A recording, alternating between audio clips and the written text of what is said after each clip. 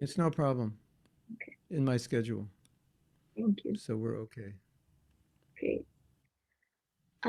So everyone in this meeting, in this group, has is familiar with you, Prabhu, and yours was the first name that came up when we asked for who they Oh, wanted wow. to hear from. So, so Really?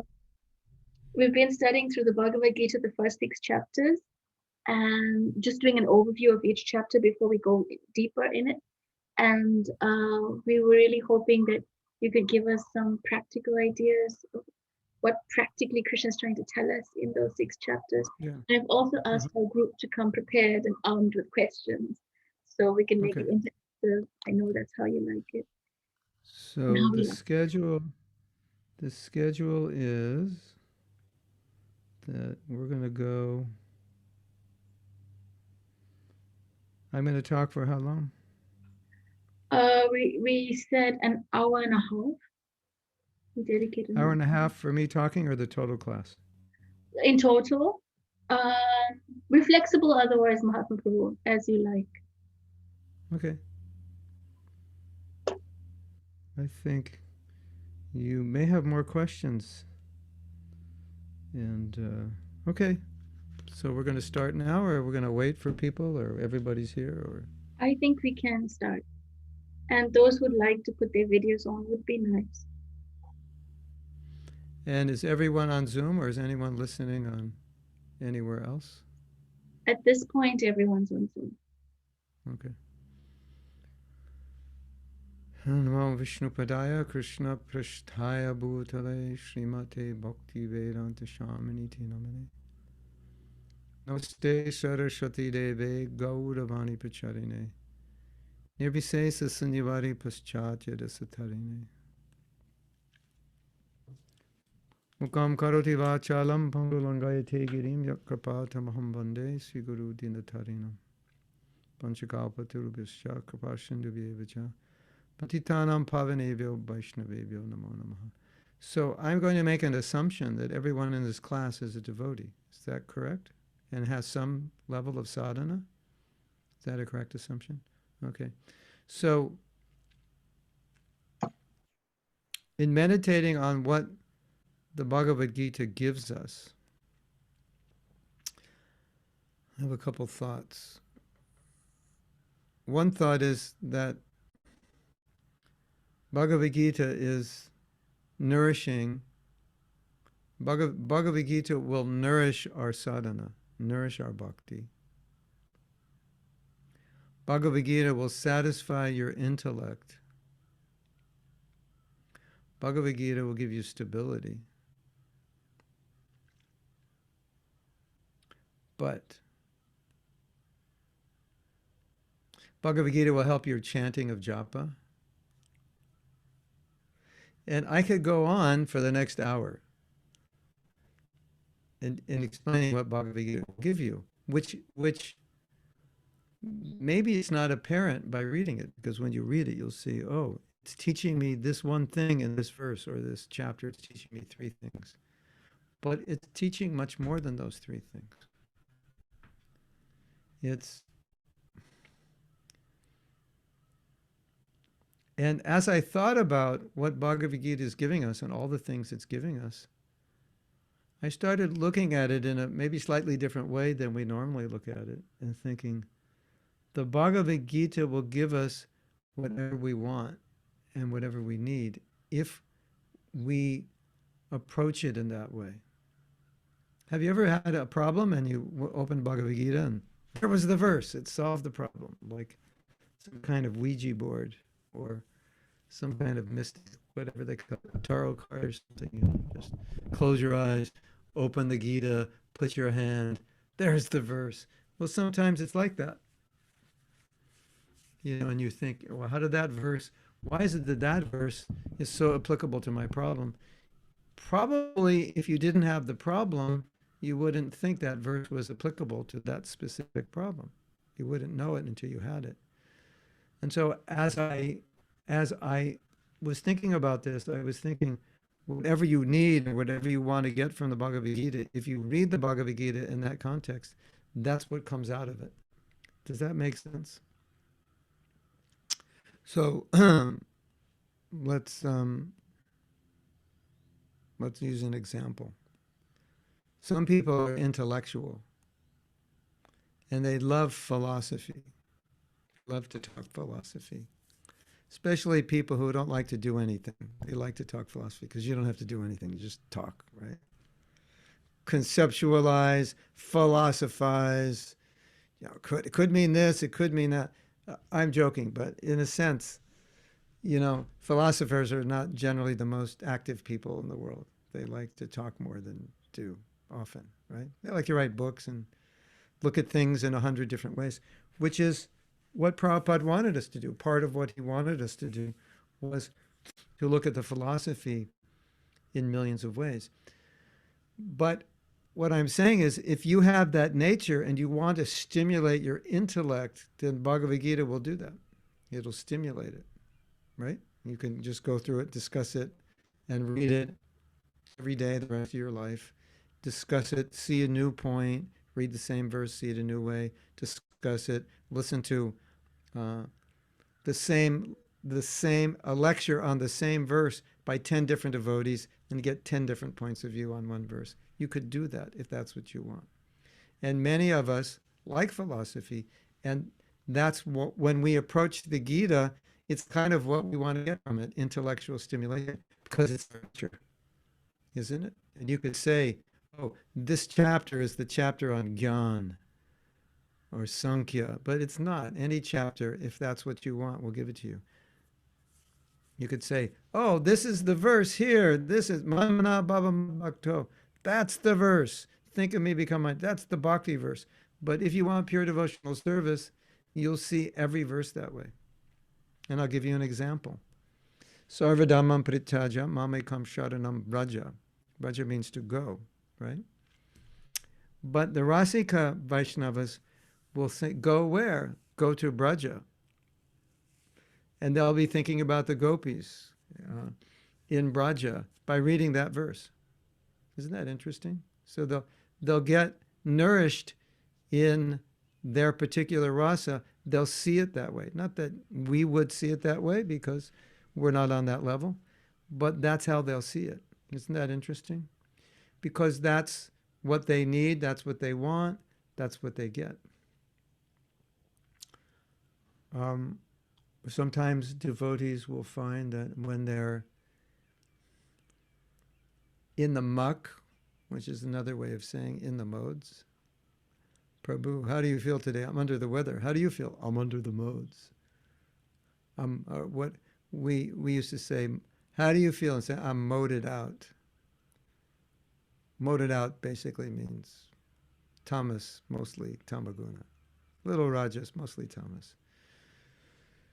And sometimes devotees feel, if I just read Bhagavad Gita in Sanskrit, it will help get me unmoded out. Just by reading the Sanskrit. I'm just going to chant the verses. Dehinosmin yata dehe komaram. And I may not even be thinking about what it means. Just chanting the verses. And there's power in the verses. And all of a sudden I feel like I've just washed the modes off of me. And I feel more sattvic. So, because that's what I need, Bhagavad Gita gives it to me. Right? What do you say? Lord Krishna is like a cow, Arjuna is like a cowherd boy, and he's getting the milk of Bhagavad Gita. But this calf is like, it's got every nipple gives a different kind of milk. It depends on what you need. So I think that's one way of looking at Bhagavad Gita. It's a desire tree. And it can give you what you need if you approach it that way and you're looking for it. And I think we all often approach the Gita differently, isn't it? Looking for different things, and we get those things. So that's interesting because that goes a little bit against of, what am I supposed to get out of chapter 1? This is what you're supposed to get. Well, I can't limit what you can get from it, and I don't know what you want to get from it. And if you all give a lecture on one verse of chapter 1, we might get 5 totally different lectures because you got 5 totally different things out of it because you're 5 different people with 5 different needs or 5 different kinds of intelligence. Does that make sense? And I think that's our practical experience. So I'm I'm going to be giving some talks on resilience, and one will be to non-devotees, one will be to devotees. And so when I was thinking about, well, we're going to talk about resilience, I thought, well, who's a better example of resilience than Arjuna? And then I began thinking about Arjuna's situation, which of course comes up in chapter 1, when Arjuna says, well, show me who I have to fight. And Krishna didn't just randomly draw his chariot up, to a random group of those millions of people he had to fight. He brought it right in front of Bhishma and Drona and his cousins and his uncles and other teachers and brothers. And then Krishna is kind of like joking, just see, O Partha, who you have to fight. Like Krishna already knows. Like, he could have driven that chariot up anywhere, and he drove it right in front of them. It's like, oh, just see, Partha. So Krishna knows how he's going to react, right? So I was thinking how difficult it is to lose a dear one.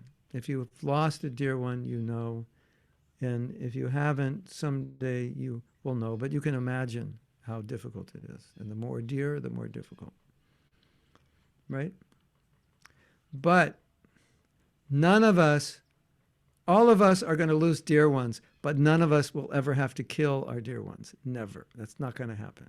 I mean, it would be extremely unlikely that we would be in a situation where we were forced to kill our friends.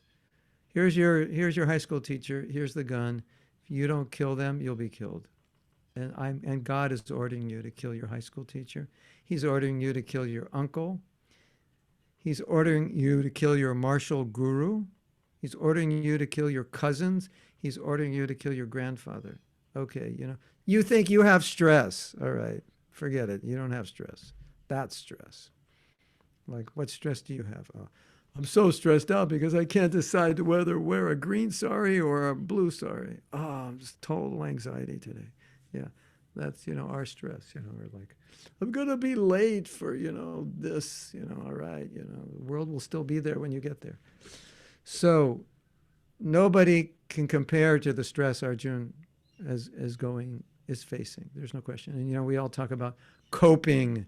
We got to cope with COVID. I have to stay inside. I'm going crazy. I'm going to beat up somebody. I have to get out and, see my friends, but I can't. I don't know. In America, we had all these riots, and I was saying it's because everybody's cooped up in their apartment, for like months and months. They're like, they want to kill somebody. You ever feel that, Let me out of here or I'll kill somebody, So we're all dealing with that kind of, this is so different. It's so stressful. I'm not used to it. I don't have so much association. It's really hard. And it is. There's no doubt. But it doesn't come near what Arjuna is facing, does it? Not in a million years is it even close. You agree? And none of us are ever going to. And so now Krishna's speaking to Arjuna, who in the first chapter has what we call in America a meltdown, which may be more clinically described as a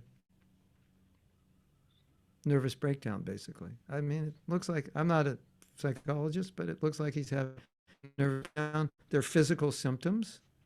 His body's burning. He's crying. He's losing composure. Something's happening. He's having a breakdown. I don't know if you want to call it nervous breakdown. He's having a meltdown, no question. Like, and anyone in that situation would definitely have a severe breakdown. So now you can look at Bhagavad-gita as the book that can help you cope with anything, because you'll never face anything as difficult as this, right? My point is that I think a lot of times when we're reading Bhagavad-gita, we're trying to find out what is the exact point of this verse. What is Krishna exactly saying in this verse? But it's much broader than that. When you look at the fact that it's a synergistic instruction, and it's helping Arjuna cope with what would be probably the most difficult situation any human being would have to face, or at least would have to face. And then you can look at Bhagavad Gita and say, you know, if Arjuna came out of that, then I guess Bhagavad Gita is a book which could help me cope with anything that I face, right? But in thinking about this, then I thought of something, and I'll throw this out and see what you think. It seems to me, if we're looking at Bhagavad Gita not as a book on coping, it won't help us cope. And if we're looking at it as a book on coping, we'll see how it will help us cope. And like according to how we look at Bhagavad Gita, it gives it back. It gives us back what we need, because we can see how these verses can help us in a particular way.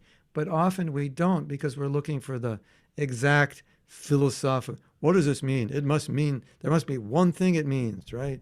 And we're going to find it out. And I'm going through all the Acharya's comments, and I'm getting to right to the essence, the point, and then we have a nervous breakdown the next day because we failed our test, And it's like, we got the exact meaning. Yeah, we got the exact philosophical meaning. And the next day we failed our test and we're ready to destroy the universe. So I think we missed it. We got the philosophy, but we missed it. Isn't it? So I think it's interesting to look at Bhagavad Gita as a book that is meant to help us solve problems. At least that's one way to look at it. It's a book which can help us cope. We all have to cope with stuff, whether it's little stuff or big stuff. And one of the things we find, which is so common amongst devotees, and I assume it's common amongst all religious people, that if you had like thousands of people in a city and you just kind of intermingled with them for a month and you didn't know who was religious and who wasn't, how would you know exactly? And this guy, he's getting upset at work, and this guy's protesting and breaking windows, and you'd think, oh, these guys aren't religious. Well, the people that broke into the Capitol building were all religious people. The ones breaking the windows, they were all religious people. The ones that shot their guns, they're all religious people. So, we are faced as devotees with this problem of not understanding the practicality of the instructions Krishna is giving if we approach it in too much of a philosophical way. Because if you get too philosophical, you can't even understand how to apply it, or you don't even think about applying it. And then you go to work and get all upset, and you go, well, my boss, he's such a this and such a that. Of course I'm upset. Anyone would be upset. And you go, wait a minute, you just read chapter 2 yesterday. Was it, don't be attached to success or failure. Don't be affected by happiness and unhappiness, victory, defeat, hot and cold. And your boss said one nasty thing to you, and you had a meltdown. Like, what happened where did those verses go after you heard them? Are they floating out in the universe somewhere? You have amnesia? What is it? So I think a lot of times we're kind of at a loss of taking this philosophy and translating it into right now when my boss says, you are stupid. You did the stupidest. I've never seen anybody do something that stupid. And you're ready. You wish you were what are those big wrestlers? Those big, what do you call those guys? Something. Right? You wish you were one of those that you could just pounce in. Sumo wrestlers. Sumo? Yeah. You wish you were Mike Tyson when he was 25. You're just like, you lost it, right? We'll just say you ever lose it? That ever happened to you? Yeah, it does. So like if you ever lose it or you do something inappropriate for a devotee, then my question to you is, what happened to that shloka that you read last night? Where did it go? Where was it? Where did you put it? Did you lock it up and now you can't find it? What happened to it? So I think that is really one of the main one of the other main points I wanted to share with you. The first main point is that you can get out of the Gita whatever you need. So don't read it in a very stereotyped way, but be open to seeing, like, what do I need at the moment? How can this foster me? And the other thing is how to translate what Krishna is saying in a way that stays with you and is applicable. Because I think we often have a problem is we just think, I went to class. Did you understand? I understood everything. Really? You understood everything, right? Well, how come you got upset at your boss the next day? You must have not understood. No, I understood perfectly. Okay, I have an example for you. You ask me, did you go to the gym? I said, yes. You said, what did you do there? Well, I went there and they showed me all the equipment. It's my first day. They showed me how to use the equipment. They showed me what exercises to do. And I say, great. So you went to the gym and you understand everything. And I go, yeah, I totally understand it, how to do everything. Oh, you must have had a great workout. No, I didn't work out at all. I just learned how to use it all. Well, did you go back? And you're like, what for? I already know how to use it. Why go back? So it's something like that, isn't it? It's like there's this problem with learning is that once you learn, you think you've learned it. No, you haven't, and that's the problem. No, why do I need to go back to the gym? I already know how to use all the equipment. Hello, but you didn't use it. I was like, yeah, well, I could use it if I want to. I just, so a lot of times we're learning in this kind of vacuum, and it's not connected with reality. It's not connected with our life. And so, the Bhagavad Gita is supposed to change us so that we can apply. So this is one of the things that I've learned and in getting to this point from learning to application. And I think one of the things we need to do that we don't do, because it's not necessarily a philosophical approach and it's not necessarily spelled out in our books, but I think we need to break down what we're learning into kind of action steps. For example, I can tell you, you should be more compassionate. And you know that verse in Bhagavad Gita where Krishna says you should feel the pain of others because of your own, you have experience of pain, so you should relate yourself. So that's like compassion. So let's say we're talking on that verse, and I give a whole amazing talk on compassion, and you're all so inspired. Somehow or other, it was just Krishna spoke through me, and you're like, wow. And then you go to sleep, and you wake up tomorrow, and you're not so wow when you wake up in the morning, and then you go to your job, and you're less wow, and come back at the end of the day, you're even less wow. And then kind of like 3 days, you totally forget what happened in class. You ever have that experience? 3 days is a good class. Usually, it's like 45 minutes and it's gone, And the really good classes can last up to a week. It's like a drug, long-lasting, This class was a long-lasting class.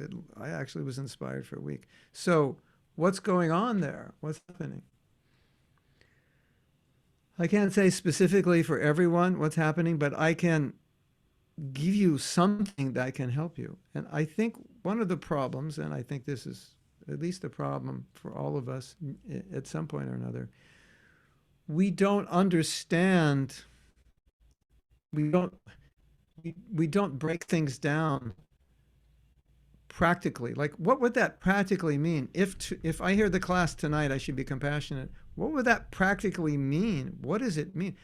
How would my actions to my mother or father or my brother or my sister, my boss, my friends, my teachers, what would that specifically mean if I'm being compassionate? Right? Now, most of you, when we say compassion, then lights go off in your book distribution. Right? And it kind of starts there and ends there. Or food for life, beep, beep, beep, starts there and ends there, right? Or college preaching, beep, beep, beep, starts there and ends there, What about, yeah, Prabhu, that was only like a few hours a day. What about the other hours a day? What does compassion mean there? I have no idea. It means I should go out on Sankirtan. And when I come back at the temple, offend every single devotee. That doesn't matter, but I was compassionate today. So I think that's where we get the problem. We put things in boxes. So like, if I say compassion, you got a box for that in your head, don't you? Yeah, it's the box is book distribution, or maybe you're a teacher, so it's like, oh, we'll do a Sunday school. That's how I do compassion, for the kids, or whatever it is, food for life, or we'll go we'll go do something somewhere. We'll do Harinam here, compassion. But you have your whole life, so it's not meant that when Krishna gives an instruction, it's meant to be compartmentalized into one activity. And you're like the nastiest person on earth, but you exhibit compassion in like 1 hour a day. You go out and book distribution 1 hour a day. And the rest of the day, you are a terror, and everyone runs away from you because they know if they get near you, you're going to chastise them or something. Okay, I'm exaggerating, but you understand the point. Makes sense? Right? So I was once meditating on, I was meditating on the concept of compassion.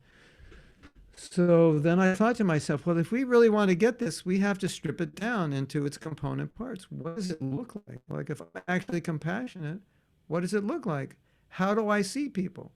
What is the emotional experience of compassion? Not just the philosophical experience of compassion, right?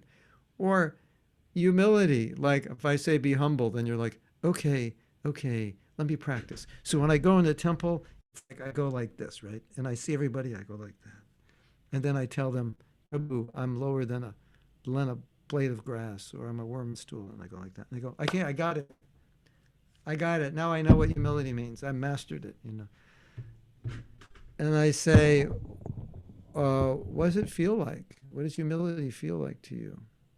How do you exhibit humility to people at work? Oh, you can't be humble at work, because if you're humble at work, they'll all walk all over you. You got to be proud and you got to be strong. Like, wait a minute. Humility is not it's not something you do 3 hours a day when you're at the temple. Humility is a lifestyle. Compassion is a lifestyle. So when Krishna is speaking about bhakti and developing bhakti, he's speaking of a lifestyle which is 24/7. So I think what we need to do is look at it and dissect it more practically. Okay, so if I'm going to be compassionate, what does it look like at work? What does it look like at home? What are the component parts in my consciousness that would tell me that I'm compassionate, that would tell other people? How do I see them? How do I feel? How do I deal with them? We have to think in these terms. Dissect it. I teach a course on forgiveness. I dissected it into 30 exercises of what forgiveness means. Some of you may have taken that course when I was in South Africa years ago. Or you can take it online if you're interested, if you haven't taken it yet. And it dissects practices you can do to be forgiving. It dissects symptoms. These are symptoms of forgiveness. And so when I did that, then it was very easy for devotees to get it because I broke it all down. Like if you're forgiving, you should be thinking this way and not that way. Oh, I never thought of that. Oh, if you're acting this way, it means you're not forgiving. Oh, I never thought of that. So what are the symptoms of it? How do you know you're doing it? What is the consciousness? How will you see? How will you deal? You're breaking it down on so many levels. So I think if you can do that when you're reading Bhagavad-gita and you get an instruction, then you ask yourself, okay, what does this actually look like if I break it down in its elements? And it can be very specific. How would this look like in relation to my mother, who's always screaming at me every time I blink my eye the wrong direction? How does this compassion towards her, how does it manifest in situations like that? You have to break it down and say, okay, in this situation, what would compassion look like? And you start thinking about it. It means that, she wants me to be perfect, or, she wants me to succeed because she, never was able to succeed, or she was never able to go to university, so she wants me, so she's heavy, So that way you can apply, instead of getting upset, you could apply compassion to it. Or how would I apply humility to it? And yes, Mother, whatever you say is right. And I, I'm trying, but I'm still a work in progress. You look at it. Otherwise, what happens to us is we get all these concepts in our head, compassion, humility, forgiveness, and it feels like, yeah, it feels really good, right? And we don't even understand practically how to manifest it 24/7 in our life. Can you relate to that? Yes or yes? Yeah. So that's when we study Bhagavad-gita, that's my biggest suggestion to you, right? Because if Arjuna is having a breakdown and he recuperates by hearing Bhagavad-gita, that means Bhagavad-gita has the potential to heal us in so many ways, right?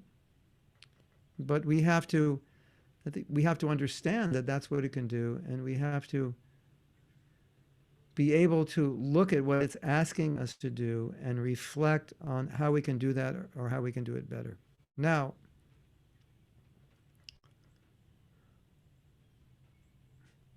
I've had so many people tell me I can't be Krishna conscious at work because of the environment.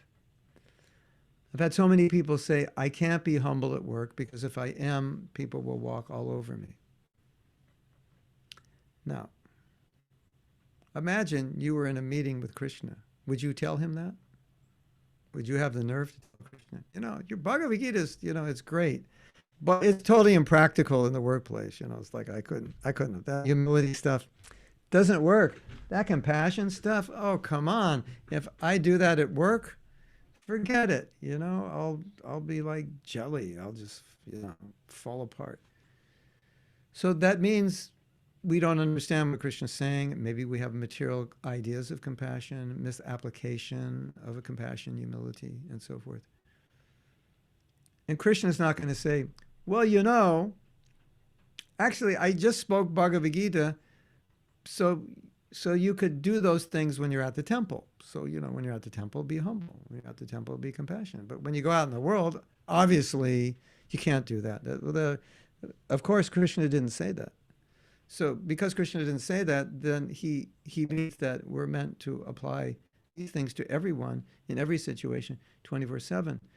And so that's the kind of thinking we need when we're reading Bhagavad Gita, because all these devotees who said you can't be Krishna conscious at work, obviously they weren't thinking like that at all. They were just looking at these verses and kind of thinking, yeah, that's what you do at the temple.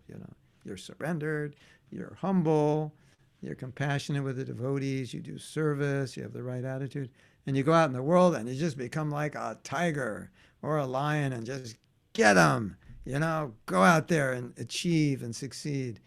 And you just, go from the temple where you're transcendently situated out into the world and just hit, the mode of passion running, no, I'm like, yeah, let's, go to work, put on some rock and roll, get fired up.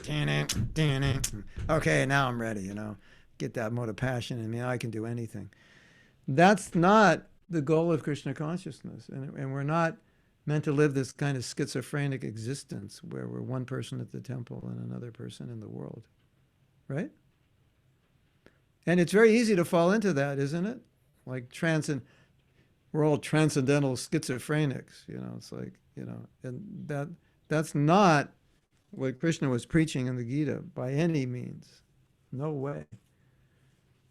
He was preaching bhakti as a lifestyle because he's preaching to someone who has to fight a battle, and he's showing them how to do it and be Krishna conscious. Duh, to say I can't do it at work. Arjuna's at work. That's where Krishna, this is a corporate counseling session, it's right in the workplace, come on. It makes no sense when people say that. He's showing him how to do his work in Krishna consciousness. So I think the problem with philosophy is that it's philosophy. That's the problem with it. If you know what I mean. You know what I mean? The problem with philosophy is it's philosophy. And philosophy is kind of like, it's so, if you're an intellectual, philosophy, it's like your mind is a sense, and philosophy for you is like sense gratification. It's like you can go on with philosophy. I don't care if I eat. I don't care if I get married. It's just philosophy. I could talk philosophy day and night. It's just like that's your sense gratification. It's philosophy. But fortunately or unfortunately, at the end of the Gita, Krishna says, "All right, forget it." Basically he says, "Just forget everything I said. It's not that important. Just surrender." Like that's really like what we're talking about here. It's like bhakti. And so, when we translate surrender, then we have to translate it into something which manifests 24/7. And I think all of us have been there. It's like you go to the temple one morning, maybe I don't know now if you can go or not, but back in the day, before COVID, the good old days before COVID hit, when we were free and liberated to do anything. And we go to the temple, and you go there on Saturday morning, it's your day off, and you're like, Hare Krishna, Hare Krishna. And you chant some really good rounds, an amazing Bhagavatam class, Guru Puja, fantastic kirtan, and if you go on Monday, you get that khichdi. You still have Monday morning khichdi? I can't forget that khichdi. You used to have Monday morning. You still have it on Mondays? Not anymore? Not the same khichdi, but we have khichdi on other Oh. days. Oh, no. You missed Monday morning khichdi. That was like, when did that end? Ended a few years ago. I can't remember actually. I think It's the only thing I remember COVID. about Durban was COVID. Radha Radhanath and Monday morning khichdi. Everything else, I have no idea. So, but anyway, you have nice prasadam, right? And then you go back out into the world and you think, I chanted good rounds. I went to Bhagavatam class. I had Sangha, I had association. So it's like, that's it. I did it. I did it. Now, whatever happens the rest of the day, I'm good. I've got my, what I call it, I've got my vaccination. Now I can like go out and like whatever. If you think that way, you're not the first devotee to think that way. Join the what do they say? Join the crowd. Yeah, we all think that way. We all think like, okay, I did my sadhana, so I'm good. I did it. Congratulate myself, a few pats on the back, and kind of like whatever goes on during the day doesn't really matter because, yeah, I got angry at my mother, but I did my 16 rounds. Yeah, spent a little too much time on Facebook, but I did my 16 rounds. Et cetera, et cetera. Have you ever had that experience? Like, it's like I'm good. I'm good. Good rounds. I'm good to go. But good rounds, good to go means you wouldn't do those things if they're actually good. So then I would question how good were they? If that was a really good morning program, you would be flying out the temple transcendental the whole day. You wouldn't be flying back into Maya saying, I'm good to go for Maya because, you know what I mean? So it doesn't make sense, does it? But we do that, don't we? You ever done that? And it makes no sense, like that was a great kirtan, like some, bogus kirtanier in India. And that was such a great kirtan. It's time to smoke a few beedis, celebrate, Well, if that was such a great kirtan, you'd throw your beedis away. So it's like that, So this is how I would suggest you study Bhagavad-gita. Arjuna is you. He's not Arjuna. And once Prabhupada said Arjuna is every man. So, a lot of times when we're reading Prabhupada's books, it's kind of like we're reading third person. Like we're looking at, that's a Jamil. What a fallen rascal he is. And that's Bharat Maharaj. I can't believe he became attached to a deer. That's like amazing. I mean, like I'd never do that, And that's the mudha. Prabhupada's talking about the mudha, the beast of burden. Yeah, those karmis, they work so hard, we have to flip it around and say, wait a minute. Where do I find myself in this equation? On this year on Ramnami or around Ramnami, I gave my favorite lecture. And my favorite lecture is on my favorite character in Ramayana, who is Ravana. And I don't know what we call the lecture, but it was something like the Ravana in you, finding the Ravana in you. And so I'll just go down, Ravana's numerous bad qualities and say, okay, you have that one. Did that one ever affect you? Have this one, and you're like, by the end of the lecture, you're ready for therapy because you're so depressed because you realize actually I have all those same qualities, maybe not as to the degree that he has, but they're there in there to some degree. It's I could find it. So my point in doing that is saying, Krishna puts demons in Bhagavatam for you to relate to. Like, oh, like I have to see myself in this one. And how is Krishna, dealing with them? So we're always thinking, oh, that's them. I'm a devotee and that's them. That has nothing to do with me. I'm a devotee and I'm looking at, oh, this demon, he's so stupid. And this, mudha, karma, working so hard, they're so foolish. And, no, it's like, find the mudha in you. Find the demon in you. So that's important. So when you're reading, it's no longer, oh, the foolish materialist or the mental speculators, or, you say, well, do I ever do that? I'm not saying you do everything, but at least ask the question, am I like that? In any way do I do that? Put yourself. And then the other thing is, any instruction that you get, if it's not about someone else, it's just general instruction. Okay, how does that apply to me? Right now, today, how does it apply to me? And as I said before, dissect it. Chop it up. What is it? Krishna says this, what does it look like? How do you do that? How do you think? Okay, Krishna says, don't be affected by happiness and distress, fame and infamy. I mean, how many of us are affected by fame? Like 108% of us. How many of us are affected when we're criticized? 108% of us. And now you're saying, don't be affected. And then you have to ask yourself, what does that mean? How do you do that? How do you not get affected when someone says you are the worst thing I've ever seen walking on the face of planet Earth? How do you not get affected by that? That was the Rukmini, that class you gave yesterday. I never heard a class that bad in my life. In my 51 years as a devotee, that gets first prize as the worst class I ever heard. How do you walk out of that just like, whatever? Or I say, Rukmini, I've been listening to classes for 51 years, and I would say that rates amongst the top 10 classes. And how do you walk out of that?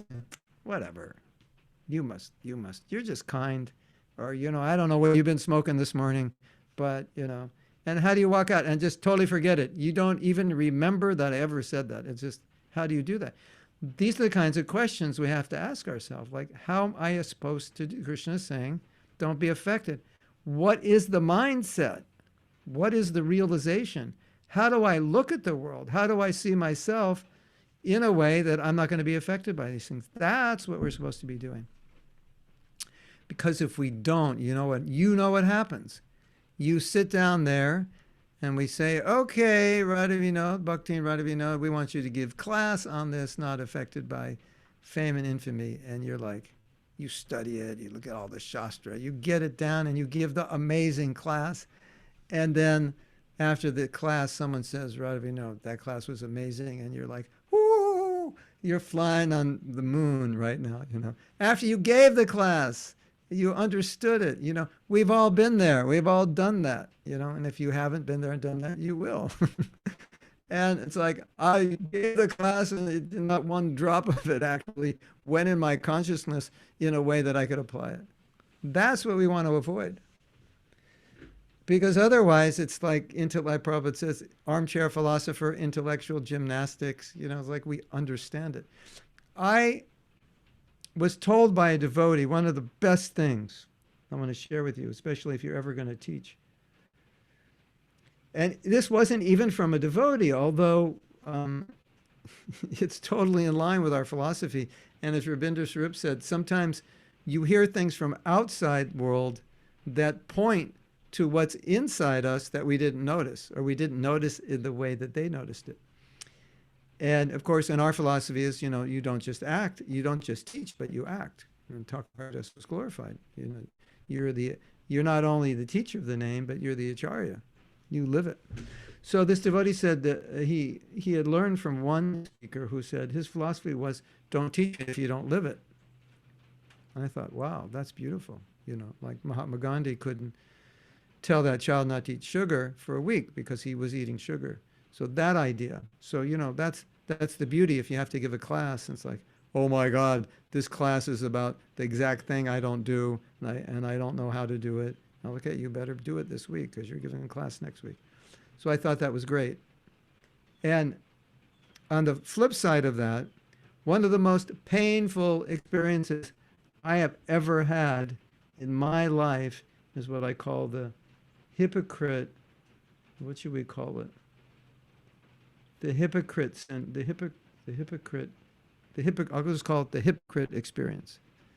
And that's when you have to give class on something you don't do. And you have to tell everybody to do it. And you're sitting there thinking, I am the biggest hypocrite in the universe. But what can you do? Because that's what the class says. So I have a joke for you. This is so funny. Might be the only thing you remember from this class, but it makes the point. So 1975, I was coming back from India, and I lived in California, which is on the west coast of America. And the flight flew through New York. In those days, all the flights to India went through New York. They didn't go from California. So we spent a few days in the New York temple. And there was one sannyasi, he gave class. And if you look at his pictures, he joined very early on in the movement. He was one of the first. And if you look at his pictures when he was like 20, 21 when he joined, he's very, very, very thin. Actually thinner than I am. And then now, it's 10 years later, and he's very large. And there was a purport, and it wasn't like, I know him now, and he's not large anymore, but it wasn't like a, hereditary. It wasn't hereditary. He was eating himself to largeness. It wasn't like, some people, they fast for like 3 years and they're still large, right? Or what did you have for breakfast, lunch, and dinner? I had 1 cup of water for breakfast, 2 for lunch, and 3 for dinner, and I gained 10 kilos today. So some people are like that. But he wasn't like that. He actually ate himself into his size. So he went from this little skinny devotee, and later on, he became, and he wasn't old. Some people when they get like 40, 50, they just expand. Have you noticed that? It's just what the body does. But he was still young. He was at that point 27, so he wasn't really old enough to grow into being big. He had to eat himself into it. And the purport said, this is exactly what it said, Srila Bhaktisiddhanta was very concerned about to see his disciples becoming fat. That's what the purport said. And everybody knew everybody knew he was a big eater. And he slept a lot also. He ate a lot and slept a lot, which is why he was getting bigger. And so now what's he going to say? Could you imagine being in that situation where the purport, it's like it caught you with your pants down? What are you going to do? And he was a comedian. He said no comment and went to the next verse. And everybody started laughing because they knew, it wasn't this like hereditary thing. They knew that he was eating himself fat and he couldn't say anything. So if you're ever teaching Krishna consciousness, the greatest ally you have is what I'm saying in this class, the application, because you'll have so many realizations how to do it. And then you can share those realizations. But if you're not doing it, what can you share? You share some theory, right? And when you share that theory, what happens to your students? They get nothing but theory. And it doesn't touch their heart. Isn't it? And you can feel that. You're like, I can't talk about this. I can't get to the heart. I don't even do it. I don't understand it. So that's my point. When you start to dissect what Krishna is saying and start to apply it, you get all the realizations. And then when you start applying it 24/7, then you get it. It's not like something you have to think about anymore. It becomes lifestyle. It becomes part of who you are. And that's what Bhagavad Gita is meant to do. It's meant to change us so it becomes who we are. Not who we are when we sit on the Vyasasana and give class, not who we are when we go to the temple, but just who we are almost without trying, because we have embodied it so much in our life. We've understood it so much that that's just who we are. So when I tell Rukmini, it's like that was the best top 10 best classes I've ever heard. It's like she's just, thank you, Prabhu. I don't really think so, but I really appreciate. And then she just goes about her day and is completely unaffected because she's embodied humility in such a way she doesn't have to fight it. It's just who she is. That's where we want to come to it. Or if I say, Rukmini, that how could you say those things in class? That was like horrible. And she said, oh, well, let's sit down and talk about it. Tell me what I did wrong. And I tell her, and she's like, thank you. I appreciate so much. Yeah, you're right. I shouldn't have said that.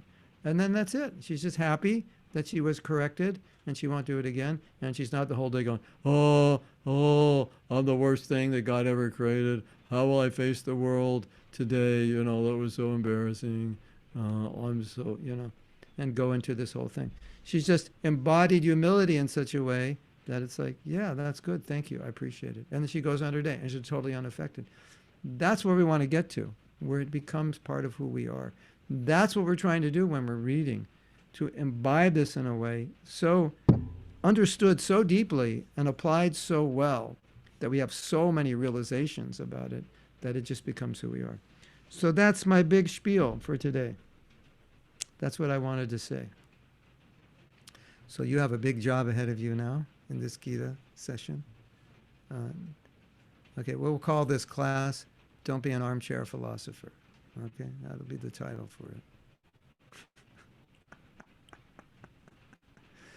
I think, if you become a Hare Krishna devotee, you really got to watch out for armchair philosophy. It's just too easy.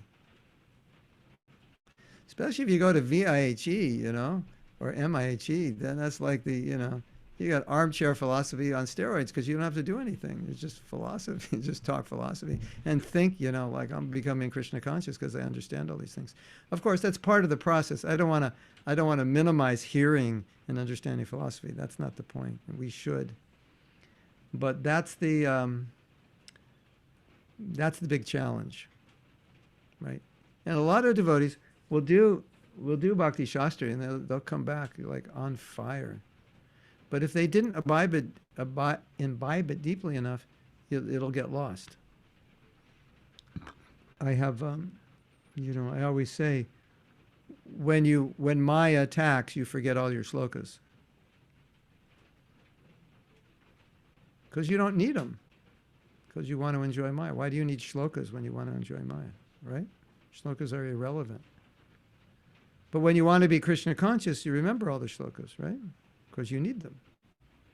So you need the Bhagavad Gita when you want to be Krishna conscious. When you don't want to be, you don't need it.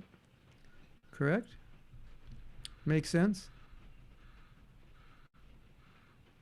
Okay, so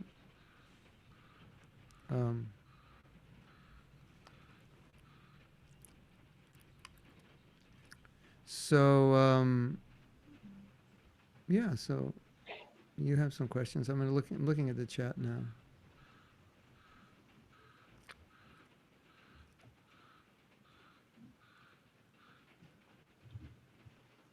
Yeah. Mahatma Prabhu, if I may say something. You may say something. It's just Krishna. In context of this class, I just feel so exposed. Exposing you. Of course not.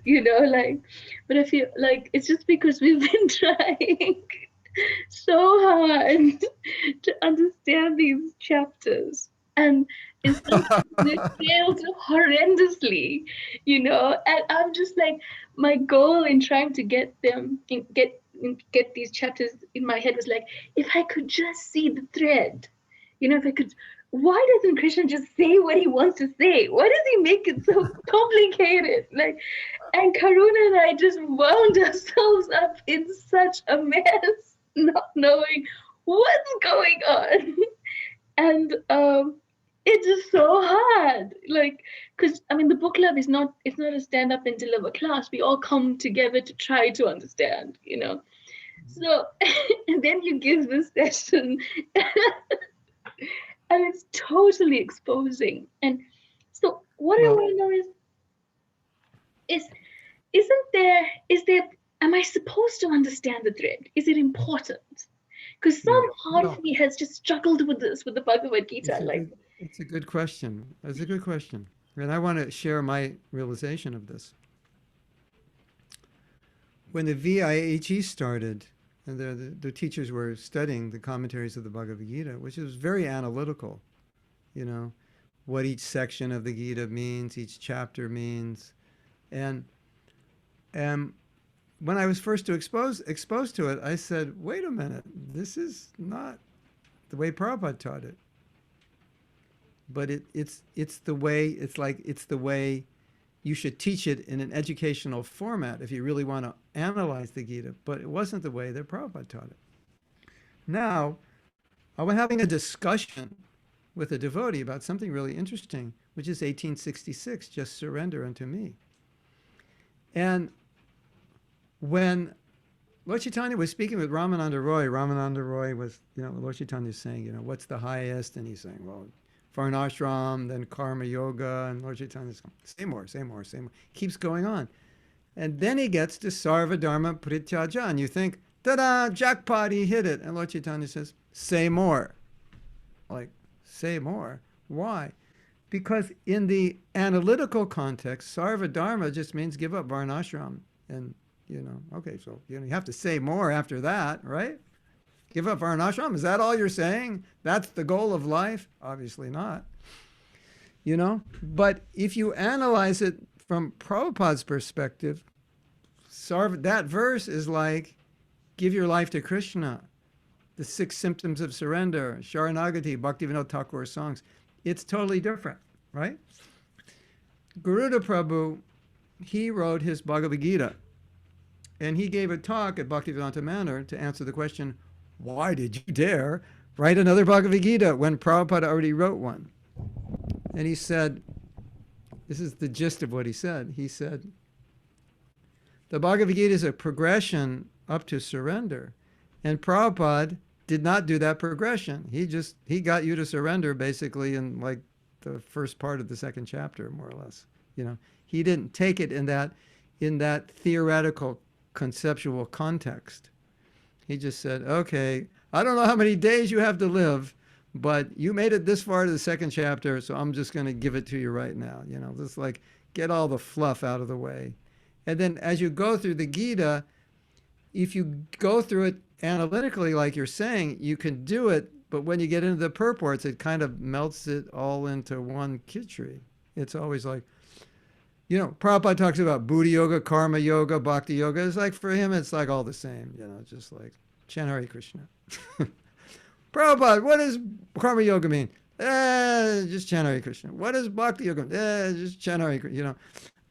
One time Prabhupada said the whole purpose of studying my books is to chant Shuddhanam. That's the whole point, be a pure devotee.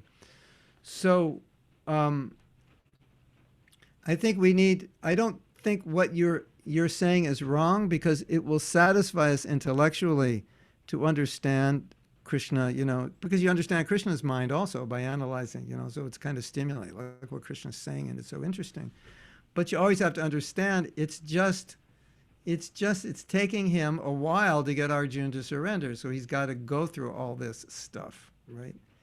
And again, the Gita, it's applicable to people like in chapter 12, Well, if you can't surrender, do bhakti. If you can't do bhakti, do karma. If you can't do karma, just do something for somebody. Just don't do it for yourself. It's like, okay. So Krishna's like pretty liberal there, Like, okay, go out and give cookies, to poor people. Like, well, shouldn't you just like,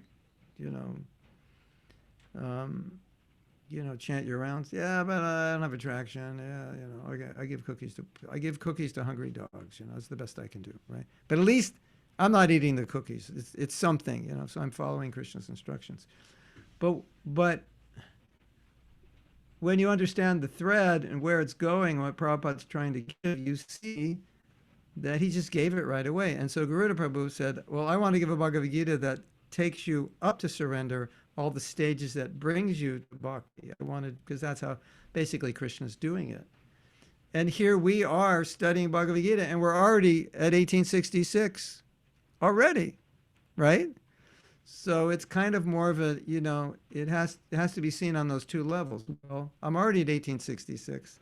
So now everything I'm learning, I can apply to my surrender to help me become more surrendered, as I'm saying. But if I want to understand, to satisfy my intellect, because my intellect also needs satisfaction, and I like philosophy and discussion, and it's purifying to hear and discuss Krishna's words, and it's inspiring things Krishna says, and you can draw out so many conclusions and realizations, and you can have fun doing it. So it has to work on both levels.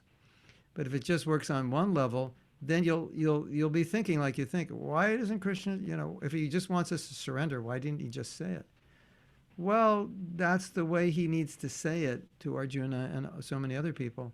But Prabhupada's like, nah, it's Kali Yuga, Lord Chaitanya's mercy. Let's just just get to it right away, isn't it? Like, okay, attention all mlechas, yavanas, you guys are pretty useless. And, here's some prasadam, here's kirtan, and we'll have Bhagavad Gita class tonight, and we'll just talk about surrender to Krishna. That's basically it, right? Now, so I think, in everything Prabhupada's saying and everything he's talking about, that's where he's trying to bring us. So if we understand that, then we're okay. And there's so many things in the Gita that Krishna says that we can apply. Like second chapter is amazing because it's all about equanimity, which is something which so many of us struggle with, being steady, isn't it?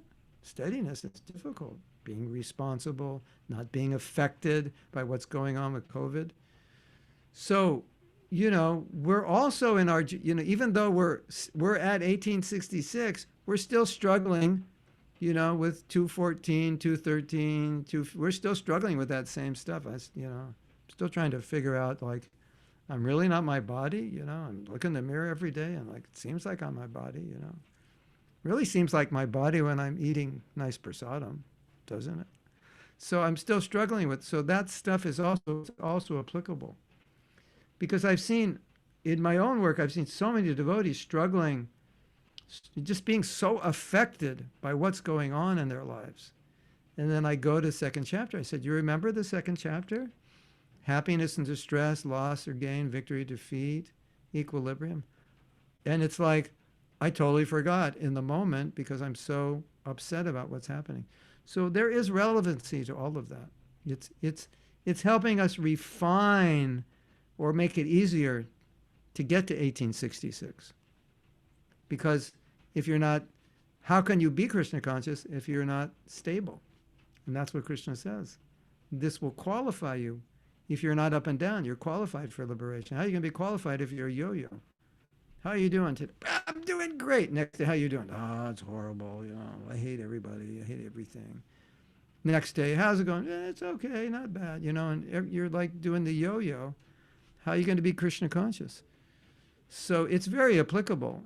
So I don't think we have to, just say, well, that's kind of like for, neophytes who don't know how to surrender. But the fact is we run into those problems.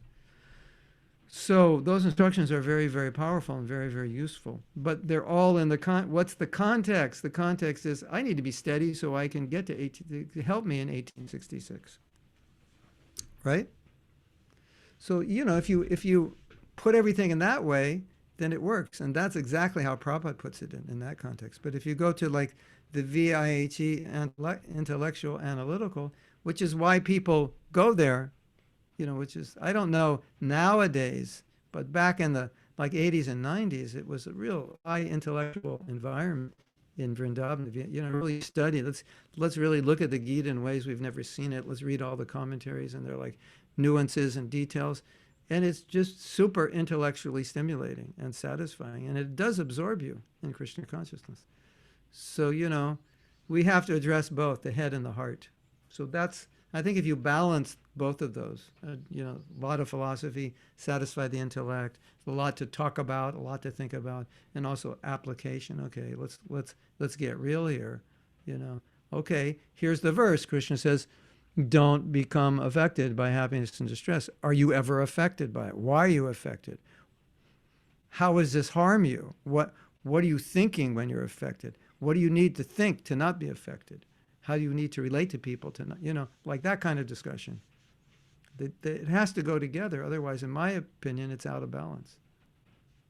And I think that's why we have difficulty ourselves. And devotees have difficulty in general. At least one of the reasons is because it's too much in our head. And we haven't assimilated it into a way where it just kind of becomes normal for us not to be affected by these things because we've worked on it. We've understood it, we've applied it, we've analyzed it, we've practiced it, we've failed, we've gone back to the drawing board. Why did I fail? What's wrong? And say, because I was thinking this way, I was seeing this person in the wrong way. I need to see them differently. I need to think differently. Now you're isolating all the elements. And then as you do that, it starts to become more and more the way you start thinking. And so in the future, when it happens, you're thinking in the right way, so it doesn't bother you. That's where we want to go with it. So if you can come out of the 18th chapter like that, then that would be amazing. You know, really imbibing it as not as a struggle anymore, but it's just as a way of, it's the way I see things. Like, for example, in the forgiveness workshop, what I realized, and I think this is a prototype for any kind of transformation, is I realized that in order for devotees to give, they have to change their perception of the person who hurt them. So we went through a process of changing that perception. And what I saw is when I got to a certain point, or when they got to a certain point, their perception actually changed. And therefore, the resentment went away because the resentment was based on a different perception. Perception of you're my enemy, I didn't deserve this, you're bad, you're wrong, this is unfair, it's unjust, you should be punished, etc. And when later we saw, well, Krishna was teaching me something, and actually I've treated other people this way, and there's some karmic thing here, and etc. Whatever you realized, when you realized that, you no longer saw that person as the abuser. You started to see them, actually, he's my teacher. And actually, in some ways, I abused them, or I baited them for their action. So now it's permanently gone. There's no stimulus for that resentment because you just don't see it that way anymore. You've imbibed it. And so when I had that experience teaching that, and then I thought, well, why can't we do that with everything in Krishna consciousness? Reframe it in a way that it's a new way of looking at it, so it doesn't bother me anymore. You know. So when you say, "Oh, Mahatma Prabhu, you know, that thing you said in class was really, you know, devotees took it in the wrong way," and then I say, "Thank you for telling me that. I had no idea. Okay, I'll note that. That really helps. I appreciate that. Thanks for being honest. That's how I take it, because that's how I've trained myself." Or you say that was a great class, I just say, Prabhupada's mercy, you know, without his mercy, I'm nothing. Because I've developed that vision, that's the way I look at myself. And so it's no longer a fight. It's not a theory in a book anymore. I've got my head, my stories, everything is different. So that's what we want to come to. And I use the forgiveness course as the prototype of that, because it's exactly what we did. We changed stories, we changed vision, we changed experiences of the same event. So it's no longer affecting me in the same way. And now that person continues to offend me, and it's like, whatever. You know, that's what they do. I can't stop them from doing it. That's what they do, right?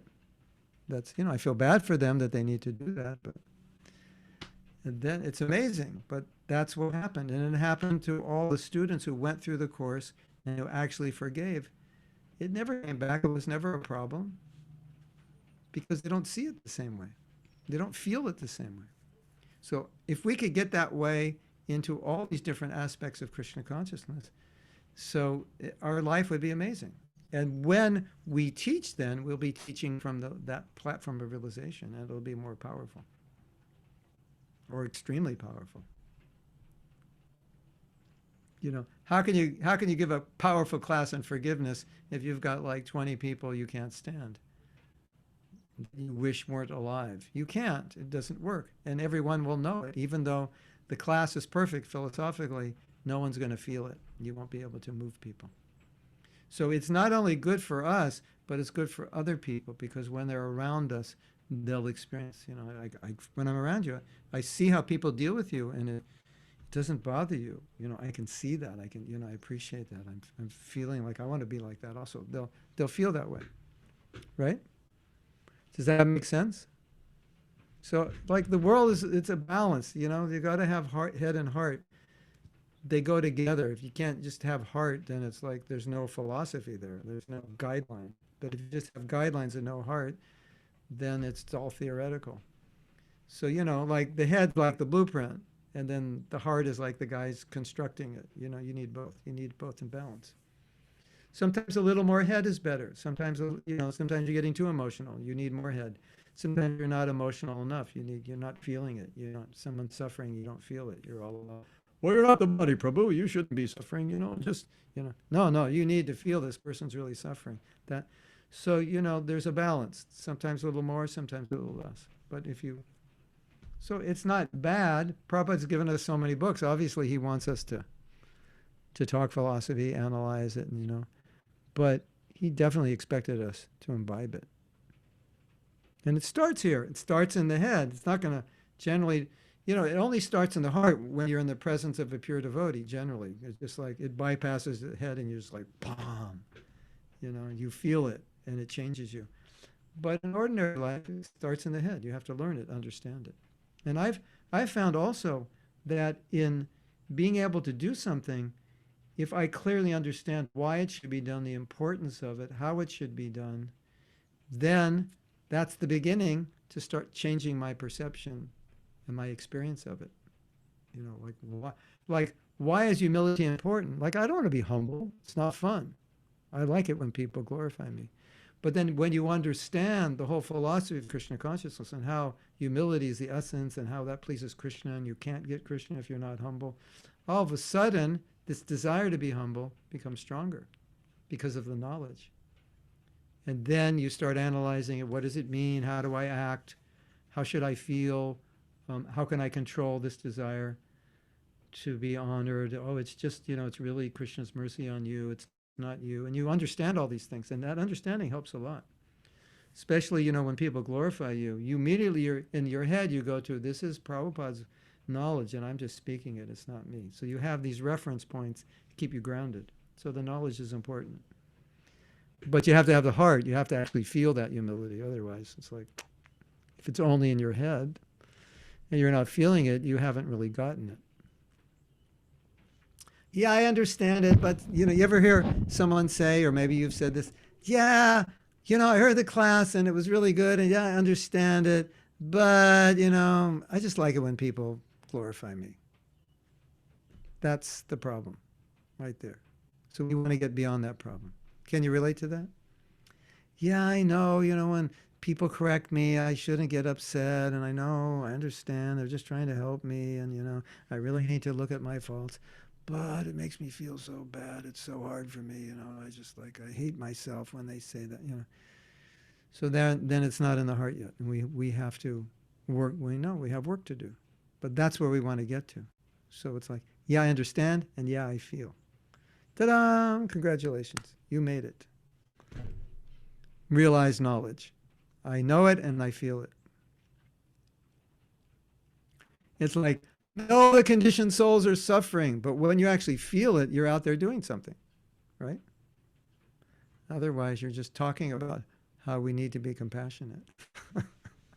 It's like talking like, oh, we need to eat. Yeah, eating's good. Yeah, we should all eat. It's nourishing, you know, healthy. And we're not eating, you know, it's like, stop talking and cook, right?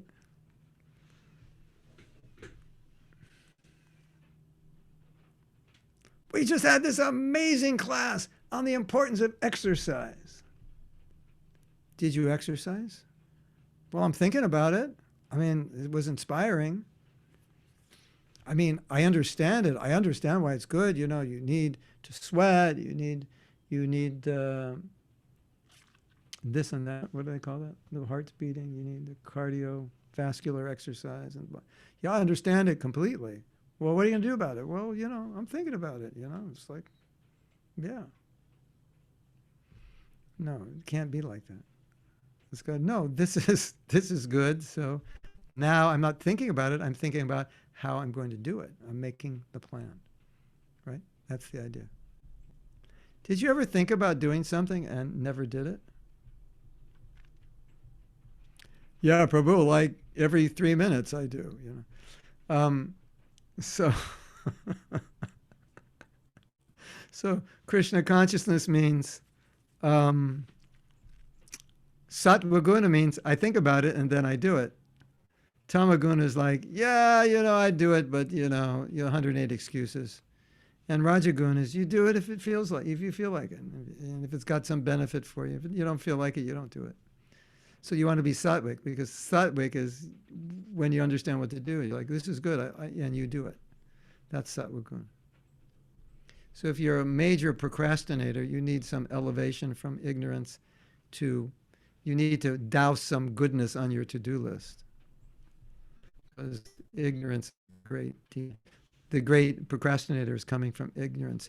And my daughter said, she said the other day, you know, I said, you know, sometimes I don't finish my rounds and I think, well, you know, I'll finish them later at night in the day. And she goes, I've learned not to trust my future self. My future self is not trustworthy. So sattva guna is like, yeah, this should be done, so we're going to do it. And tamaguna is, yeah, I know I should do it, but it's like, it's so hard, and I just don't feel like it. And, you know, I'm at this age in life where, you know, I just don't feel like I did when I was younger. And, you know, you got to be realistic. And then you just go down this whole pile of excuses. I mean, could you imagine sitting in front of Prabhupada, telling him all the reasons you're not going to do something you should do? I wouldn't recommend it. All your excuses melt when you're sitting in front of Prabhupada. Oh, I have to tell you something beautiful. This question of yours has stimulated me in so many ways. We were speaking with a guy brother the other day, and he had this exercise he does, and I forget what he called it. It had this interesting name. But what it was is, he looks at what he's doing or how he's dealing with a situation, or not dealing, neglecting a situation.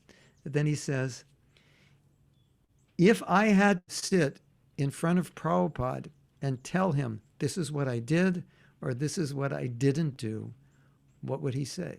Or how would I feel? So it brings everything into perspective. You know, so it's really nice. Okay, you know, just like excuse this one. Okay, I get you. I feel you. I understand. I've been there. Now I just want to ask you, if you were sitting in front of Srila Prabhupada, would you tell him those things? Or if you did tell him those things, what do you think he would say? You know, like, you know, I have my website, mahatmadas.com, right? And so Prabhupada's there on the website and everything. But what if he wasn't? And he came into my room and said, I went to your website and I'm not on it. I think, I have to think like that. What would I say? What could I say? I'm sorry, Prabhupada, I don't know. So you'll put me on your website? Yes, I will, Srila Prabhupada. Okay. So he thinks like that. I think it's a beautiful thought. If I'm sitting in front of Prabhupada and he's asking me, so what did you do? And you're telling him what you did, all your excuses.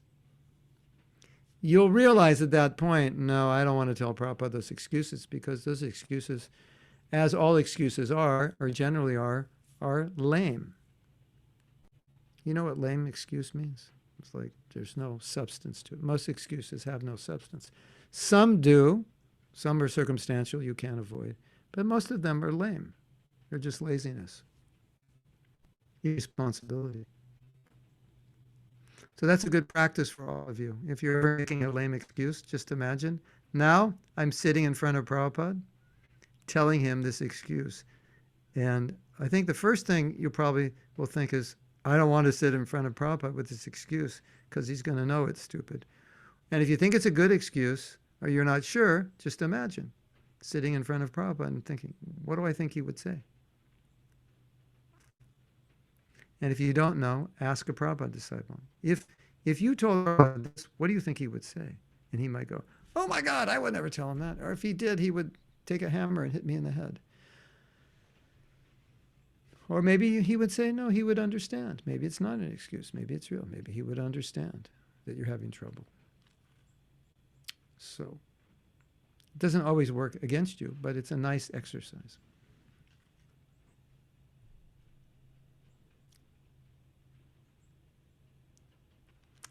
We have any other? I'm going to go to the chat and see if there's anything.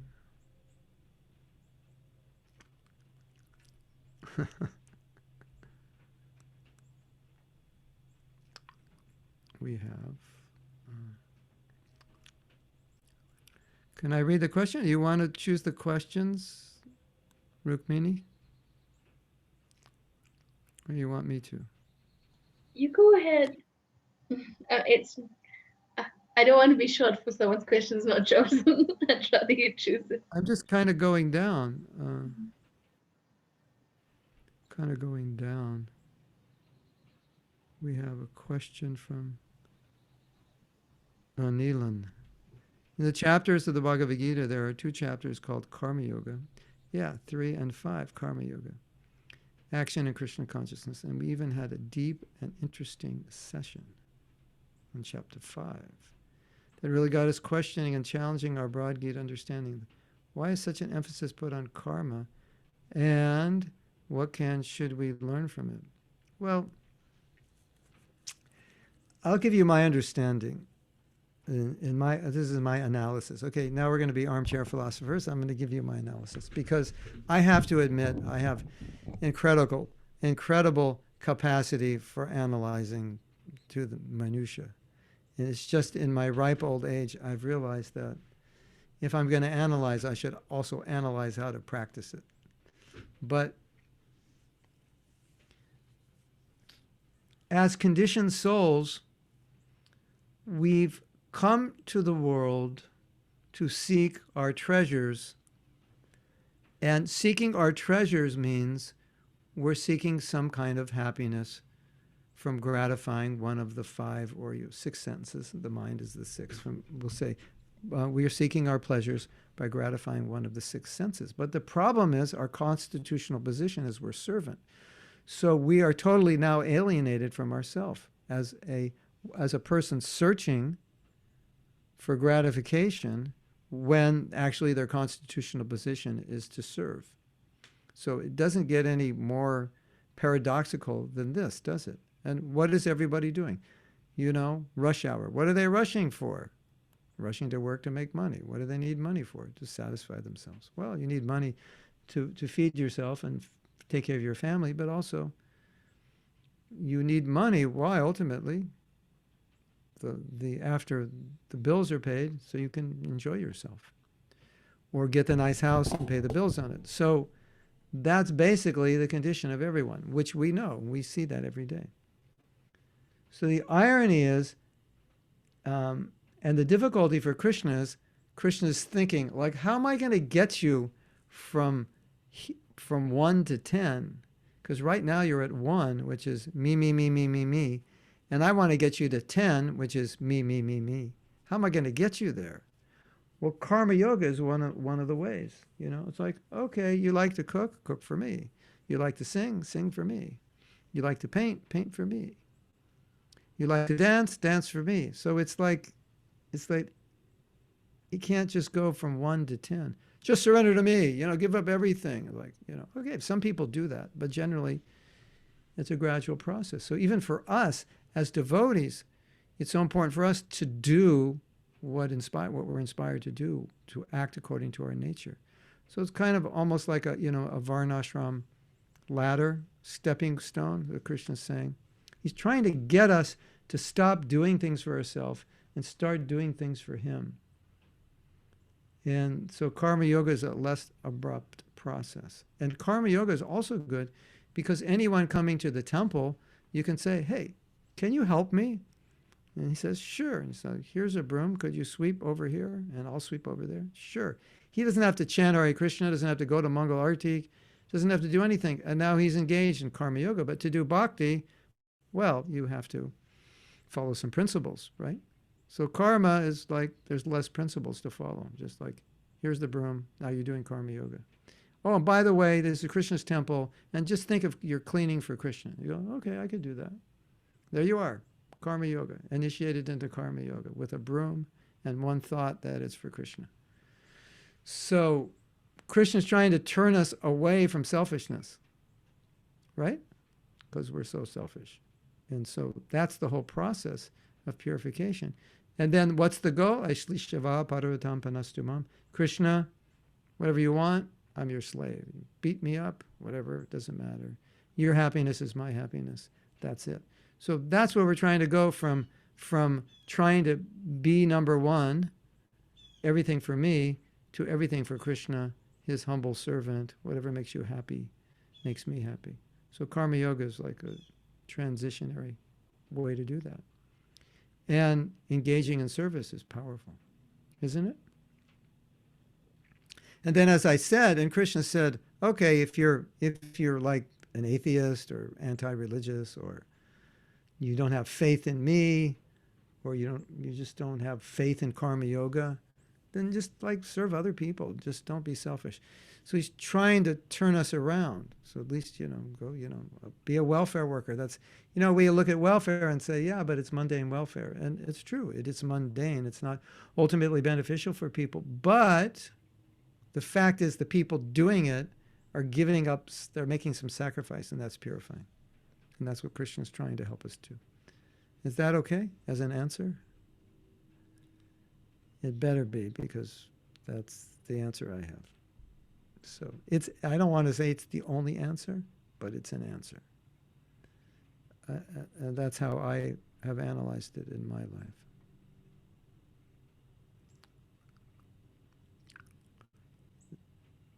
So now we have a continuation.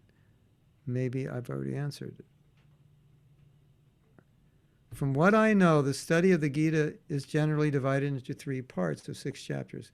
Could you kindly advise us the value of the first 6 chapters that we're covering in relation to the entire Gita, and how best to approach? The way, it's kind of like, you could look at the Gita this way. It's like, go clean your room. And you don't clean it. I'm like, well, here's 3 good reasons to clean your room, Okay, that's the middle of the Gita, The first 6, I asked you to clean your room. The next 6, I'm giving you more reasons to clean your room. The last 6, I'm giving you more reasons to clean your room, So it's a little bit like that. It's just, the division is an analysis. But as we're saying, because of the purports, you're not going to really find something new popping out in chapter 18 that you didn't really get in the 2nd chapter, which is the Gita summarized. And so if you look at it from the analytical 3-3-3 division, then the center of it is chapter 9, last verse, and that's the most important verse. Man-mana bhava mad-bhakto majjhi mam namaskuru.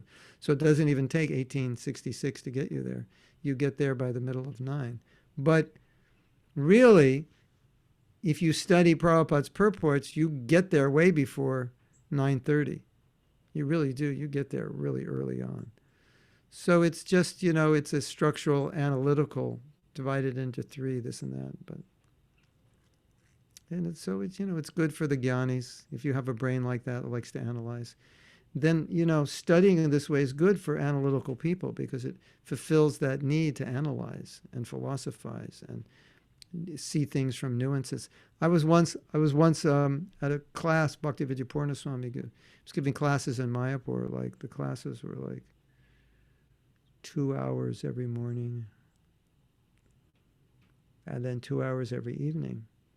And they're going very, very deeply. And he was, one day he admitted, he said, actually, we don't need these classes. It's just that you're all a bunch of jnanis who just love knowledge and love. So we do it for you, satisfy your intellect. So that's part of it. And the other part, of course, is hearing. Hearing the Gita is purifying, no matter what you hear. Just hearing it, just the fact that you're together hearing. And all these discussions you have give you more things to think about, which is good, because now you're thinking about Krishna. So if you like analyzing it from those three perspectives, that's fine. But as you can see, the first part, it's really, there's a lot of focus on serve me, don't serve yourself. Be free from duality.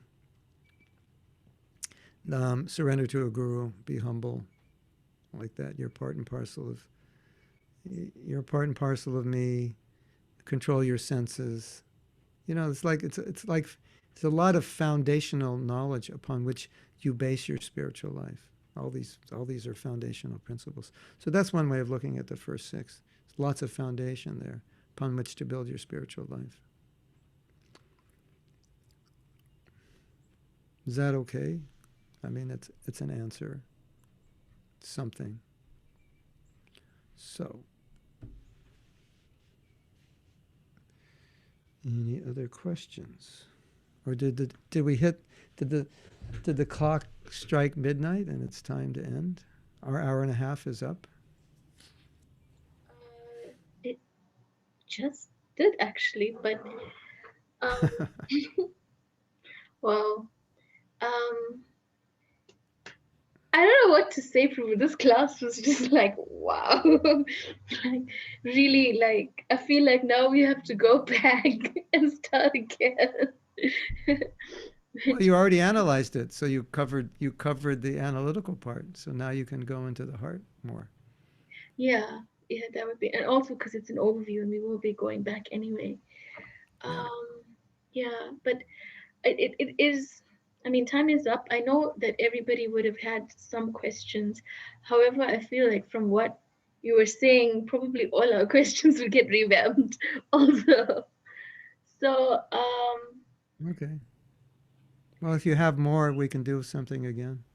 yeah, we can discuss it as a group. If anybody has one burning question that they really want to ask, if that's okay, and Don't be shy. You're ready to unmute and use your own voice and speak for it. You're also shy. You're afraid of me? I won't bite you, don't worry. I'm not afraid. Don't believe them, they're not shy. They're not shy, yeah. Yeah, when we meet you in person, we'll understand you're not shy. Yeah. Okay. Radha, you have a question? Devotees sometimes in public, they appear shy. But we know, yeah. We know behind the scenes. It's not true, yeah. Okay. All right. Radha, you have a question? Yeah, why is the nature of emotion so strong, and how do we overcome it to take shelter of Krishna?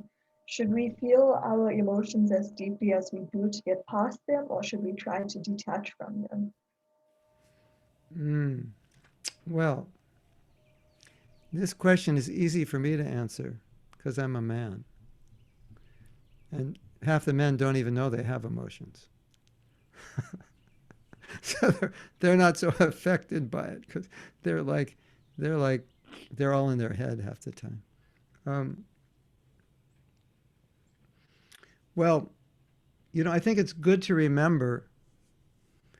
Well, let me tell a story. Maybe this will help you. There was a man who said to Prabhupada, I don't think Arjuna is a pure devotee, because he was lamenting when his son was killed. And Prabhupada said, well, naturally, you'll lament when you lose your son. And that doesn't prove he's not a pure devotee. And what proves that he's a pure devotee is that he didn't give up fighting. He didn't give up his duty. So I think one of the things we want to look at is how to maintain stability even when emotions are pushing us. So that's something to consider. And that also deals with the Krishna's up and down, be steady. So it's not, if you're feeling something, a lot of times we think, well, if I'm feeling it, it means I have to act on it. But there's also, I'm feeling it, but I control it. That's where tolerance comes in. So that's a thought that not every emotion. Well, one person said, don't believe everything you think.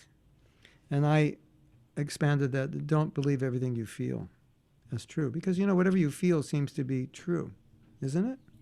Like, that's like, right now I feel anger towards you. So anger towards you is the absolute truth in this moment, for me, right? I don't but don't be angry at Radha. No, she didn't mean it. No, she's bad. I'm angry. So that's my truth in that moment. And then someone says, Prabhu, you once said, don't believe everything you feel. I go, oh yeah, that's right. I shouldn't believe everything I feel because it's just an emotion. I don't know if this works for you, Radha Vinod, but what I like to do sometimes is meditate on what I want to feel. Like, how do I want to feel? Like, I reflect on a situation. Let's say I became upset in a situation, and then I regret that I became upset. Then I ask myself, how would I have preferred to feel? How would I have preferred to act in that situation? And then I have clarity, hindsight. And then I start to ask myself, how, if I approach that situation and again, can I work on myself now so that in that situation I won't react the same way? How can I be better now? Because a lot of times in the moment you can't do anything. But what you can do is prepare yourself before the moment so that you react better in the future. At least that's a strategy that I employ. Because in the moment, and sometimes the moment is disturbing. And if I'm not going to get disturbed by that moment, I have to have worked on myself and worked on my consciousness and worked on my coping mechanisms and the way I see the world, the way I see myself, the way I treat the world, the way I treat myself in a better way. So that when I enter that arena again, I'm more well prepared. Does that make sense? Of course, part of the answer is, well, how do I do that? Well, that will have to leave for you to work on, figure out yourself. How can I, but look at the past when you didn't cope, ask yourself, how would I have liked to have responded, and what can I do now to work on myself so that I would respond that way in the future? And one of the things that's very important is self-compassion. Don't harm yourself for acting improperly in the past. Because if you harm yourself, if you berate yourself, you can't actually improve yourself because you'll be living that, oh, I'm so bad, but I did that. So what's the use of improving? I already did it, and I'm just a bad person. So you have to see your faults with some compassion. I'm human. I have faults. I will try to do better. I can do better. And there's one other thing that may be of use for you. And this is interesting, and this is getting in a little bit into psychology, but I think it's important because when you talk about emotions, it's, it becomes at least partially a topic where you need some spice of psychology. A lot of times when we respond in an unhealthy way, we're responding in a way that we learn to respond to. We just learned that's how to respond. And we learned that when we were young. That's how we responded. Like sometimes kids, have you ever seen an adult practically have a temper tantrum? Have you ever seen that? Like there's no prasadam left. And they go completely, you didn't save me prasadam, what's wrong with you? I'm leaving you, gone. This is, it's like, whoa, wait a minute. Or something similar, right? Which is like an unusual response for a grown man or woman.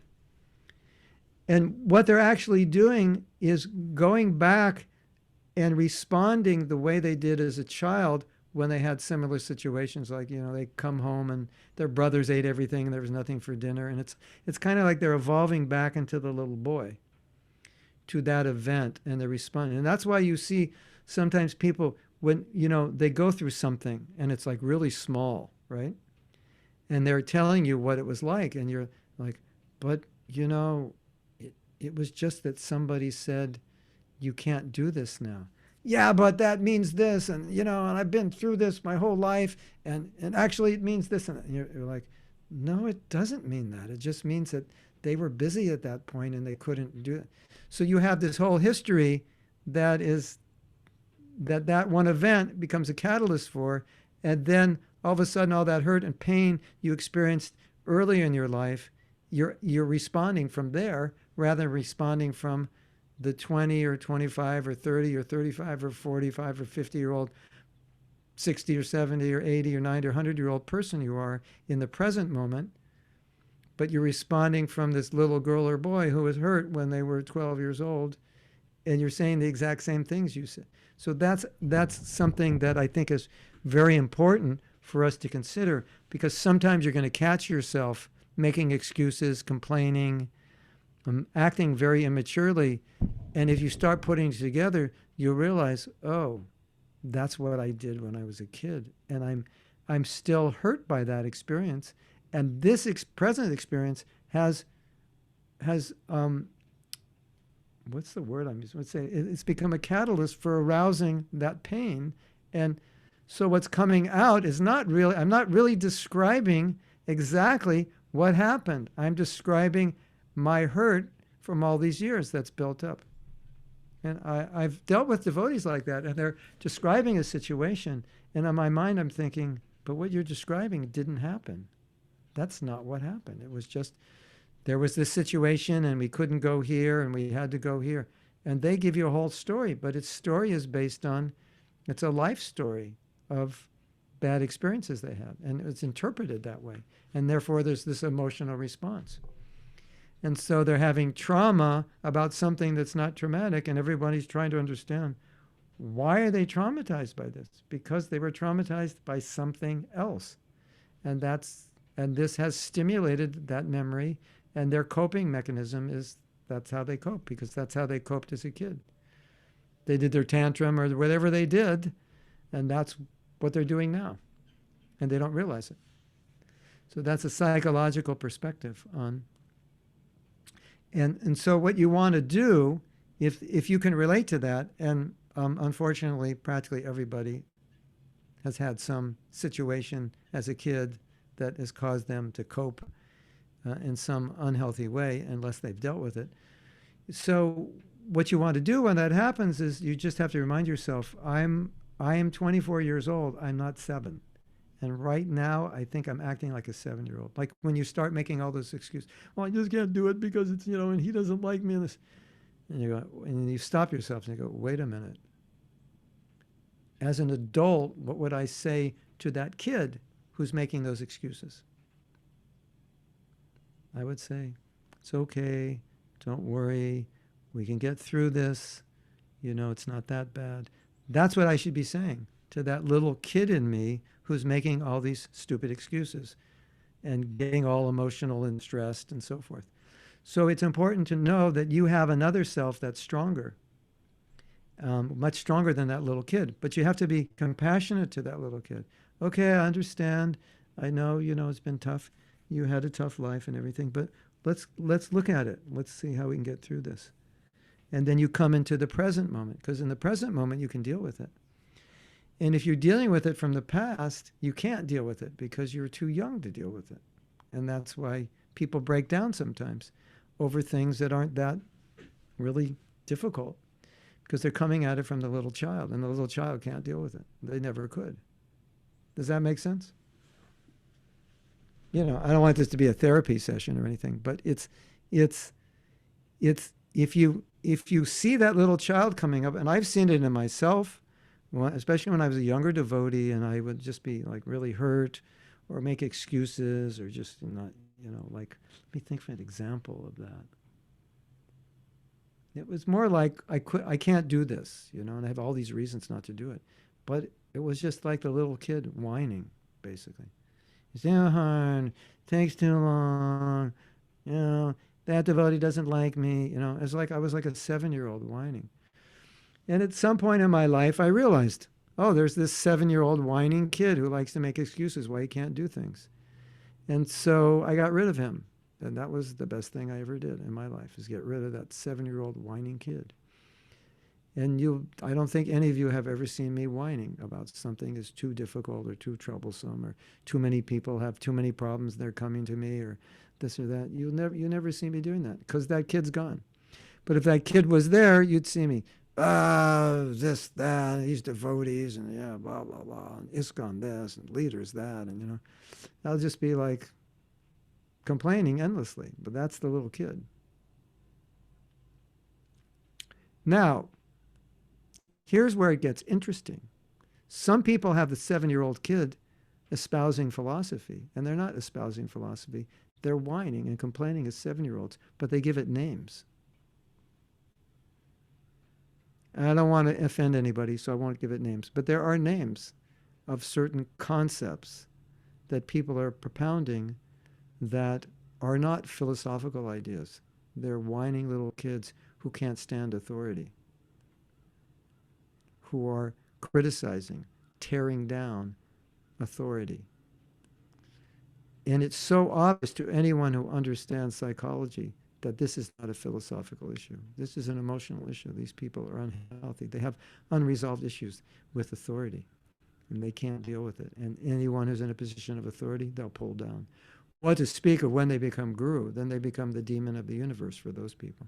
And they'll say anything, and they'll justify it. Well, he's bogus, so he's not even a devotee, so I can say whatever I want. That's a disease. That's not a philosophy. Now, there are people who disagree with what leaders do, but they don't tear them down. They don't create revolutions. They talk about it peacefully, maturely, because they're not 7-year-old kids screaming and yelling. But there's a few people on the internet who scream and yell a lot, and they're 7-year-old. Basically, they're 7-year-olds. That's what they did at 7. They're doing it at 35. Does that make sense? And now that I've said this, you're going to see more of them, and you're going to see more of that in yourself, and you're going to see more of that in other people. And so what I would say to all of you is manage your life from the maturity of the present, not from the immaturity of the past, where you couldn't handle situations. You know, like when you're a little kid, if things don't go the way you want them, it's hard to handle. Like, I can't handle this, you know. It's not fair. It's not fair. And you go into a room and you just sulk. It's not fair. And it's, right? Have you ever done that as an adult? You know, I didn't get this service. It's not fair. It's not fair. I'm leaving this guy. I don't want to. I hate this movement. You know, like, it's the same thing. It's not a mature way to deal with it. What's a mature way to deal with it? Okay, I understand. You know, maybe I've done something wrong or this or that. We're finishing now. Yeah. I just got invited to lunch by the one and only my wife. But I think this is something that can really harm us as an organization, especially if you become a leader and you're still 7. Your coping mechanisms are 7 years old as a leader because you won't deal with people fairly. Because a 7-year-old can't be fair. A 7-year-old can only respond, you know, cope emotionally through tantrums, through screaming, yelling, or, you know, most of them don't have mature coping mechanisms. So you as an adult have mature coping mechanisms to deal with all your emotions. But if you approach your emotions from the point of 7 and all the trauma that you had as a 7-year-old and you're still coping that way, you won't be able to deal with it. So that's another thought from the psychological, less philosophical and more psychological. So you can see if that relates to you. And so when you see these emotions welling up, just ask yourself, is this how I felt when I was a kid? Is this reminding me of something that happened when I was a kid? And let me understand, that kid was in a difficult situation. But right now, how would I deal with that kid? What would I say to the kid? From the point of an adult, and then deal with it as an adult. Do you realize there is a devotee that puts horns on the heads, cartoon horns on the heads of gurus and writes nasty things? Do you know that? There's a devotee who does that. Do you think maybe there's a chance, possibly, he's got some trauma in the past that's unresolved? Yeah, maybe. Good chance. Like, I would bet like $10 billion on it. And I know I would win. People don't do those things. If they're healthy, mature adults, they don't. You think healthy, mature adults go into government buildings and break windows and kill people in the name of Donald Trump lost the election? No, they don't. They discuss it. They talk about it. That's what healthy, mature adults do. So we don't want to live like children. We don't want to have an organization that deals with things as children do. We want to deal maturely. So that's a whole topic, but it's an important one. And it's, some people say, is psychology important? Just chant Hare Krishna. I'm like, what planet do you live on, Prabhu? Like, we are this massive conditioned being. To say psychology is not important is like, I can't believe you said that. I don't know what planet you live on. And it seems like such a genuine question, and so many people say it's not important. You have a it's like saying, is health important? Is my body important? Your body's not important. Absolutely not. Well, is your mind important? Well, it's part of your body, so it's not important. No, it doesn't. Of course your body's important. Of course your mind is, of course a healthy mind is important. Of course healthy emotions are important, right? So we're these conditioned souls with all this stuff inside of us, and it's coming up, and we don't know how to deal with it, and we don't know where it's coming from, and we don't know how to handle it, and we're making excuses. Everybody's wrong and I'm right, and it's like, no, it's not like that. It's not like that at all. You are a mature adult who can maturely deal with this. Yes? And every one of you, I know you can relate to this, and I can relate to it because I've seen in my life, even up to the age of 40, 45, dealing like a kid in some situations, an absolute kid, exactly how I dealt like when I was a teenager. And fortunately, I realized it, and fortunately, once I realized it and I saw this is not a good way to deal with people. We want to deal with people compassionately, honestly, fairly, maturely. And I think you can all do that also. And now, on that happy note, or depressing note, depending on how you've taken it. Yeah, it'll be depressing for a while. But if it's depressing and you work on it, then it'll really help you. So I will leave you now on that happy note. Or potentially happy note. Thank you so much. Okay. Hare You Krishna. can have so much to think about. Hare Krishna. You're welcome. All glories to Srila Prabhupada.